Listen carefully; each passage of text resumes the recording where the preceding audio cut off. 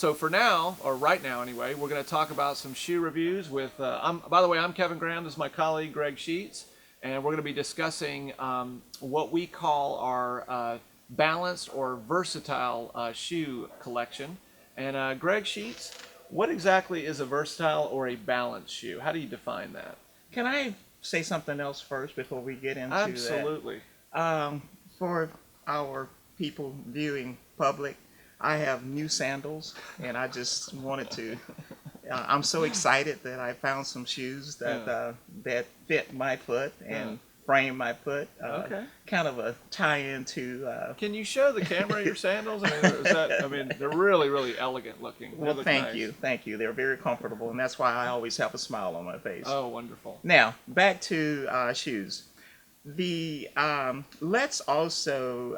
I think that maybe the term shoe review might not be as accurate for our discussion today, and actually maybe even any time, because we're kind of sharing some insight and a story about shoes, and rather than saying they're good or bad, and or dealing with specifics of midsole heights and different specific characteristics about the shoes. So it's more geared for the functionality of the shoe and the matching or the compliancy of the shoe with a certain type of foot. Okay. So just to kind of have you guys listening know that that's more of our intent, rather than actually giving exact measurements and things like that. Okay, excellent. So with that being said, what are we discussing as far as this? Well, shoe talk? I have another question for you. Mm-hmm. The people that you have come in, you realize how many people we see regularly with relatively wide to extremely wide feet, also with very, very flat arches that also have very neutral feet functionally. I don't know, but I'm going to throw out 30%. That's not bad. Really? Yeah, Sweet. it's or more. Made up statistics. Or more. Okay. And there are certain shoes that will accommodate that type of foot, the wider foot, the flatter arch, and the neutral foot, definitely more so than other type of shoes. And let me just delve into that a little. Well, let me stop you there. Why don't I just get the same model I always get, but just in a wide? Well, the wide is in the front and maybe in the rear might be accommodating, but the key component here is the flat arch, because the flat arch is basically going to take in or take up more surface area in this shoe, and this would be somewhat consistent with a traditional contour of your normal regular running shoe. But if I've got my foot is shaped that way. If your foot is shaped this way. And if your foot shapes like my and the other 30%.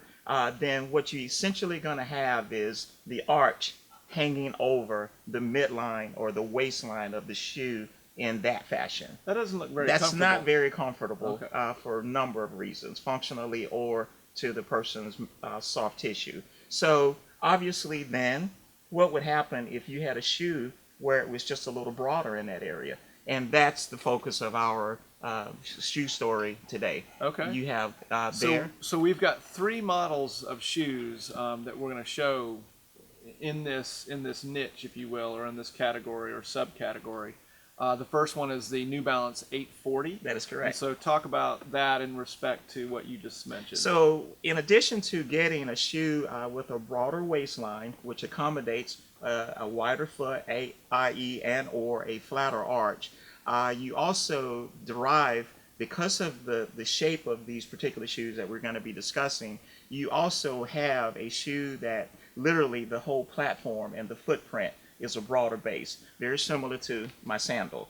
And when you have that, you gain inherently a high level of what we call bilateral stability, meaning that the shoe is stable all the way around and can really actually accommodate various foot functions, from a foot that has a small tendency to lean in or roll in, what you guys in the running community might know of as pronation, all the way over to a foot that actually is extremely efficient and stable, and that might even have a little lateral inclination or outward landing. Or like what people would call a neutral runner foot. Yeah, highly neutral, or even sometimes the term supination, but we don't Okay. use those terms. But that for people to understand what we're talking about. So a shoe with a broader platform, a wider base, is accommodating for a various number of type of foot functions. Okay, so that would be one offering that might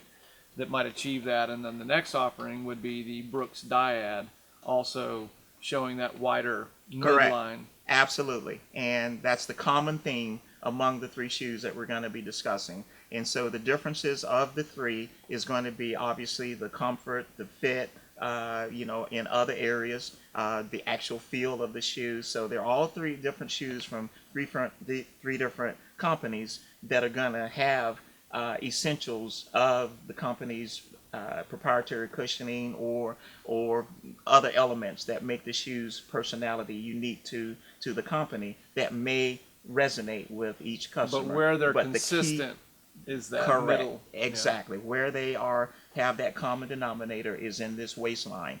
The front width across and the heel width across actually could be very similar to a traditional shoe.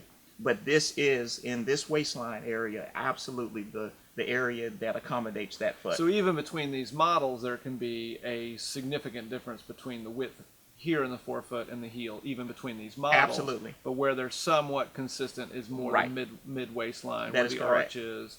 And you're finding that a very important factor of getting people fit. Benefit of Okay. getting people framed, Mm-hmm. the term that we have coined here at Phidippides, to force us to look at the totality of the foot inside of the shoe to ensure that the shoe is within the borders or the boundaries of the shoe. All the way around, can I ask including the arch. Including the arch. Can I ask a question? Absolutely. Because I've heard this a lot.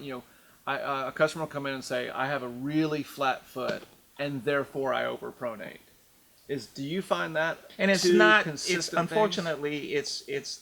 That's an intuitive relationship between their brain and what they think should occur, and they also that information is being reinforced, unfortunately, by other consumer advocates and magazines and other stores and that if and the you medical, have a flat foot, correct, they are making that connection, which is an inappropriate connection. There is very little direct relationship between the morphological component of a foot, i.e. flat arch or high arch, and the mechanical characteristic of the foot. Sure. The foot moving. It's dynamic movement. It's dynamic or movement. Lack therein. Yes, has no direct relationship with the height of the arch and what we can expect in the function of the Gotcha. foot. So we would still take a shoe like this that fit that person and frame that person. We wouldn't necessarily assume that they can't run in this because it's still characterized as a neutral shoe technically by the different companies. Right. We would still watch them in that shoe right. and confirm the dynamic movement or lack thereof. Right. With all three of these. Correct? All three. Yeah. Okay. And so the next one in that line is the that we carry is the Asics Fortitude, and again using its proprietary gel component, but then also that waistline or the Absolutely. midline having that width. And again, would you say that all three are of equal quality? They're gonna why would one choose this shoe over one of the other two? Good question, and we did touch on that a little bit earlier, and that is that they all are going to have their own distinct, unique personalities. Meaning, each company has a certain feel in the midsole that they try to derive. So whatever they feel feels most correct. comfortable. Yeah. The person will definitely resonate with one of these based on literally their foot inside of the shoe. And we will be checking to ensure that the arch area is absence of that hangover because this part is going to be now more accommodating. Okay. All right. Anything more to add about that? Not at all. Subclass? Yeah. And you said niche.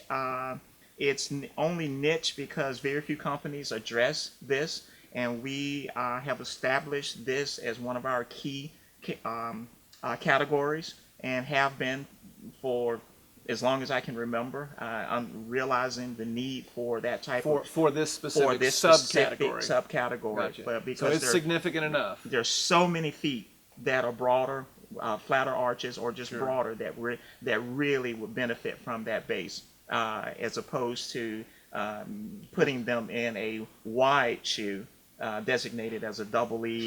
So for example, this shoe In a a wide in is a going to get 4E you, is going to even, get you this, but it's you're not still gonna missing give you- that. right. Gotcha. Right. Okay. Well, you heard it here, ladies and gentlemen. That's in a nutshell our subcategory of what we call our balanced category or versatility category or bilateral support. Yeah, anything whatever. that You come and ask for any one of those, and we can probably figure out what you want. But just know that there's specific things that we'll be able to provide you for you. And again, on behalf of Phidippides TV, this is my colleague Greg Sheets, and I'm Kevin Graham, and thank you for watching.